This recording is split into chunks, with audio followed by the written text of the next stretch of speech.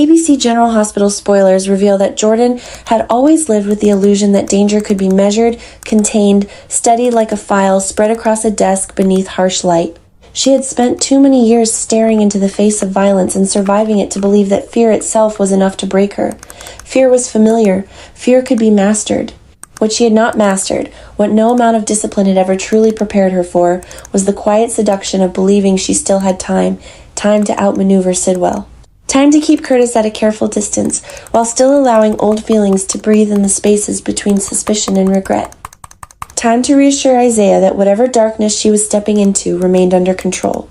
That lie, more than any bullet or threat, became the most dangerous thing in her world.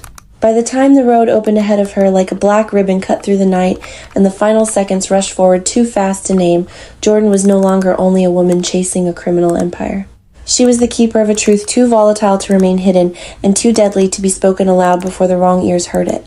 The tragedy of Jordan's situation was not merely that she was in danger.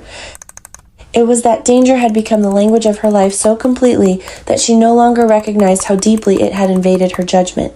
Sidwell was not just another ruthless man with blood on his hands. He was the kind of enemy who weaponized grief, ego, and patience.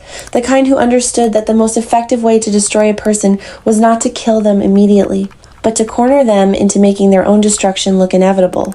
Jordan knew too much about him. She knew enough to sense that his rage over recent events was not random, not theatrical, not even fully impulsive. It had direction. It had purpose. Beneath his public fury, there was an intelligence constantly searching for leaks, betrayals, weak points. Jordan had seen the pattern forming before anyone else dared to say it aloud.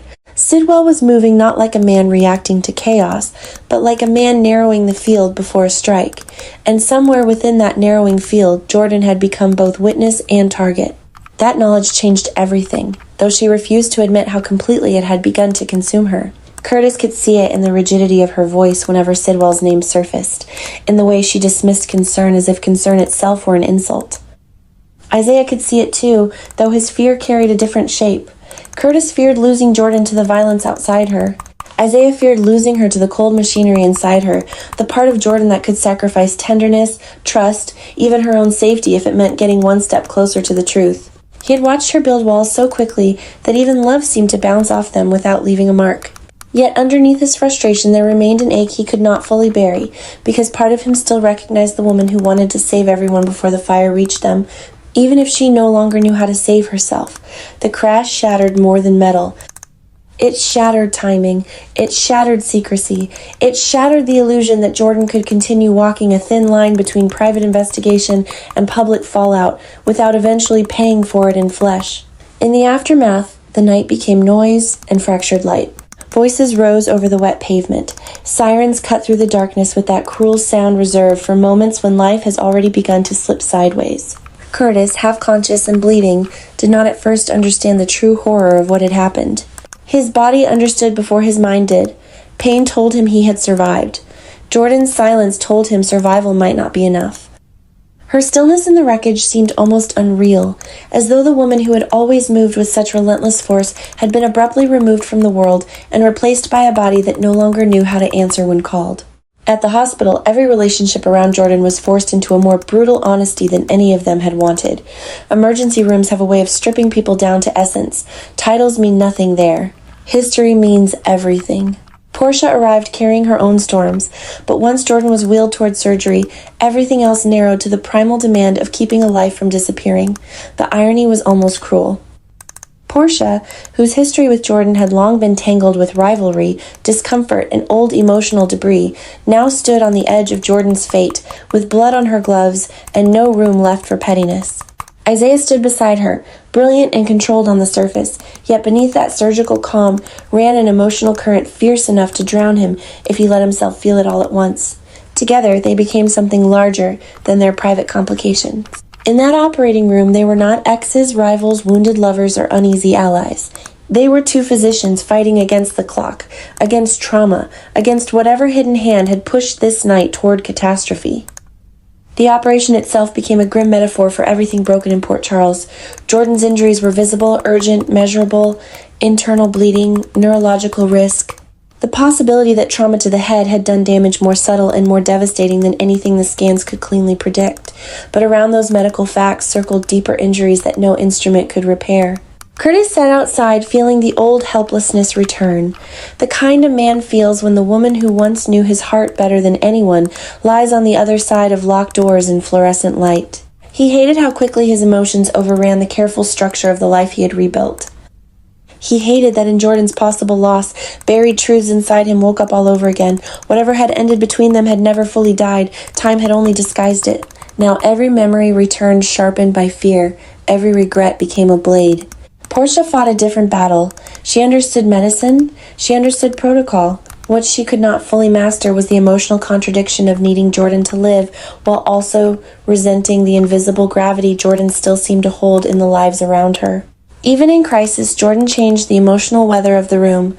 Curtis's anguish revealed too much. Isaiah's focus revealed too much. Portia found herself staring down at monitors and sutures while confronting a truth she would have preferred to avoid. Jordan mattered to people in ways that destabilized everyone who loved them. And yet Portia's best self emerged under pressure. That was her burden and her strength. She could be conflicted and still be excellent. She could ache and still save. She could resent Jordan's place in the emotional map of this family and still refuse to let death claim her. In a strange way, that complexity made the surgery more powerful. Jordan's life was being defended not by people free of contradiction, but by people drowning in it. Isaiah's experience was even more dangerous because his fear was quieter. He was the kind of man who had learned long ago how to hide turmoil behind competence, how to tuck private pain beneath perfect precision. But Jordan on that table was not merely a patient to him. She was unfinished business. She was the embodiment of every warning he had given and every warning she had ignored. She was proof that love, when mixed with pride and secrecy, could become a battlefield all its own. As he worked, fragments of their recent conversations haunted him.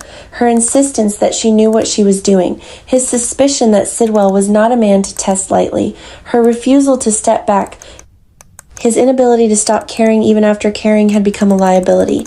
The greatest cruelty of the night was that he could save her body and still lose the woman herself. When Jordan finally survived the surgery, relief did not bring peace. It brought a new kind of dread. Survival in Port Charles was rarely simple, and in Jordan's case it arrived carrying a quieter catastrophe. She opened her eyes into a world that expected recognition and offered none in return. The memory loss was not total in the neat, dramatic way people imagine. It was worse for being partial, fractured, selective. Names floated near her, but not always with meaning. Faces stirred emotion without context. Rooms felt wrong, voices felt dangerous. She could sense that she had been fighting for something before the crash, something urgent enough to leave fingerprints on her nervous system, but the details remained buried beneath swelling, trauma, and neurological confusion. She knew fear before she knew why she was afraid. She recoiled from certain questions without understanding what in them felt lethal. That uncertainty turned her recovery into another kind of prison. For the people around her, Jordan's amnesia became both tragedy and threat. Curtis saw only the pain first. Watching Jordan struggle to assemble reality from broken pieces tore open a tenderness he had tried to discipline into silence. He wanted to comfort her, but what comfort could he offer a woman who looked at him like a half-remembered dream from a life she could not fully reclaim? The sorrow of it was devastating. He had not lost Jordan to death, yet something intimate had been stolen all the same.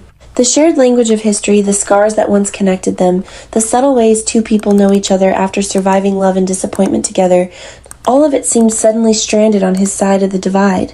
He became a witness to her absence while she sat only feet away. Isaiah, however, understood more quickly that Jordan's missing memories were not merely an emotional loss. They were a live explosive buried inside a damaged mind. Before the crash, Jordan had been piecing together something dangerous about Sidwell, something significant enough to make her risk everything. Now that knowledge had not vanished, it had only gone underground. Jordan's mind had become a locked vault, and both allies and enemies would eventually realize it. That changed the hospital from a place of healing into a contested territory. If Sidwell suspected Jordan remembered anything at all, he would want access. If Jordan's allies pushed too hard to retrieve the truth, they could shatter her recovery before she was strong enough to survive it. The line between helping her remember and using her became terrifyingly thin. Sidwell's shadow stretched across all of it. Even absent, he shaped the emotional architecture of the crisis. The possibility that the crash had not been an accident but a message infected every conversation, every silence, every glance exchanged in corridors. Laura would see politics in it. Curtis would see personal violence. Isaiah would see strategic escalation. But for Jordan, the threat was more intimate and more haunting. Sometimes when she drifted toward sleep, a sensation returned before the memory did. A ring catching light, a voice low and smooth with false courtesy, the feeling of being watched, not as a woman but as a problem to be erased. She would wake with her pulse racing and no language for what her body already knew. Trauma often remembers what the mind cannot bear to hold. Jordan's body was trying to tell the story before her mind was ready to hear it. That created the most explosive possibility of all. Jordan's lost memory was not just a medical complication. It was dramatic pressure building toward revelation. Every fragmented flash that returned carried the potential to destroy Sidwell's position or get Jordan killed before she could speak. A broken image of a meeting, a phrase overheard, a document hidden, a name connected to a payoff, a detail linking the crash not to random misfortune but to deliberate silencing. The more Jordan struggled to recover, the more everyone around her revealed themselves. Curtis became protective to the point of recklessness because guilt made him desperate to matter. Portia became increasingly uneasy because medical duty was drawing her deeper into a criminal storm she had never asked to enter.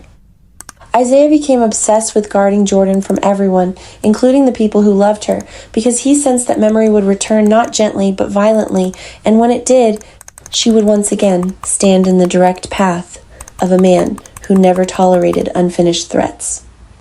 The emotional center of this story, however, is not simply suspense. It is identity. Jordan, without memory, is forced into the cruelest confrontation imaginable. Who is she when the mission disappears, when the certainty collapses, when the secrets that once gave shape to her choices are stripped away? For years, she defined herself through competence, sacrifice, endurance, and control. She was the woman who kept moving, who carried more than she admitted, who stepped into fire because standing aside felt morally impossible. But in recovery, she is reduced to dependence, confusion, vulnerability. That humiliation would be unbearable for anyone, but for Jordan, it is almost existential. She is not only trying to remember Sidwell, she is trying to remember herself. And the answer may be more frightening than anyone expects, because the woman who returns from this may not be willing to live by the same rules that nearly destroyed her. That is why the coming fallout feels so combustible. If Jordan regains the truth in fragments, she becomes unstable in the most narratively powerful sense, not weak, but unpredictable. She may lash out before her allies can protect her. She may mistrust the wrong people. She may expose part of the truth too early, forcing Sidwell to retaliate harder and faster. She may discover that someone she thought was helping was actually maneuvering around her condition for their own agenda. Most painfully, she may realize that the crash did not only cost her memory, but clarity about whom she can still trust. Trauma rearranges loyalties. Survival has a way of making old romantic wounds, family fractures, and political tensions rise to the surface all at once. In Jordan's case, every buried emotional fault line is now poised to split open under the pressure of what she knows and cannot yet fully say. Port Charles thrives on moments when private pain and public danger collide, and Jordan's storyline now sits exactly at that crossroads. Her surgery is not merely a medical event, it is the threshold between two versions of the story. Before it, Jordan was the investigator circling a monster with grim determination. After it, she becomes something more volatile and more compelling, a living witness whose own mind has turned against certainty. Isaiah and Portia saving her life does not end the danger, it prolongs it. Curtis loving her does not make her safe. It makes the stakes more brutal. Sidwell being unaware of exactly what she remembers does not weaken him. It makes him more likely to strike blindly and hard. The tragedy and brilliance of this setup lies in its cruel symmetry. Jordan fought to uncover the truth, and now the truth is trapped inside the very wound that nearly killed her. In the end, the real explosion in this story will not come from the crash itself or even from the surgery, but from the moment Jordan's memory returns enough for fear to become direction. When she finally sees the missing piece, when the blurred face becomes Sidwell in full, when the broken fragments assemble into a coherent accusation, the people around her will have only seconds to understand what she has remembered before the consequences begin. And by then, Jordan may no longer be willing to remain the patient, the victim, or the woman everyone tells to rest while evil keeps breathing outside her door. She may rise not restored but transformed, carrying trauma where certainty once lived, fury where restraint once ruled, and a colder understanding of how much this city demands from those who dare protect it. That is what makes her story feel so dangerous now. Jordan is not simply fighting to survive. She is standing on the edge of becoming the one person capable of blowing Sidwell's entire world apart, provided her own shattered mind does not break her first.